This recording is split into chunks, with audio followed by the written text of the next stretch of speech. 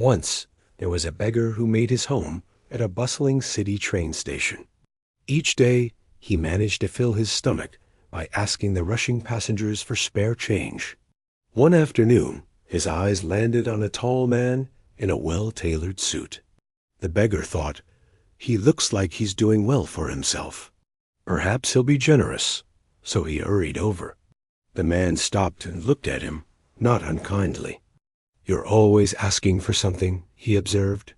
"But do you ever give anything back?" The beggar was taken aback. He stared at the ground, his voice barely a whisper. "Sir, I'm a beggar. I have nothing to give. I can only ask." The man shook his head gently. "If you have nothing to offer, you can't expect to receive. I'm a businessman. I believe in exchange. If you can give me something, then I can give you something in return."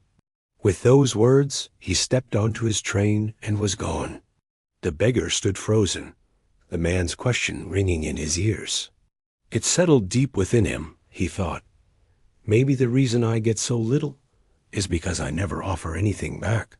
But what could someone like me possibly give?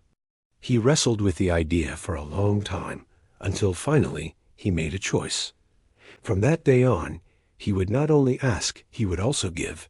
But the question remained, what? 2 days passed without an answer.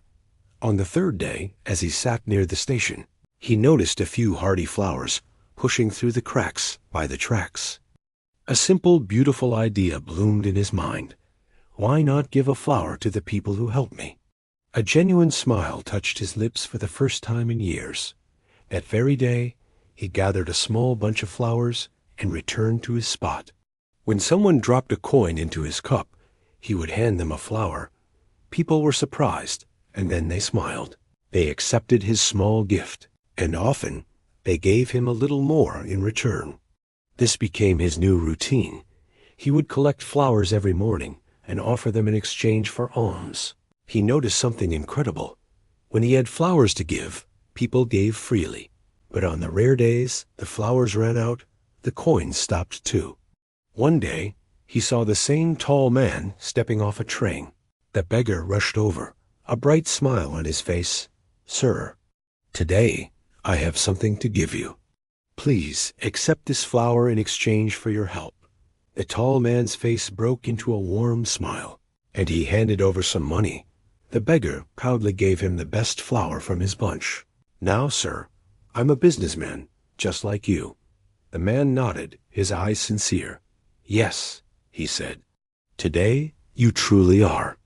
A warmth spread through the beggar's chest, a feeling of joy and pride he had never known. He looked up at the sky and called out, "I'm not a beggar anymore. I'm a businessman." The people nearby glanced over, thinking he might have lost his mind. But inside, he had found something priceless, a sense of purpose. From the very next day, the beggar was never seen at the station again.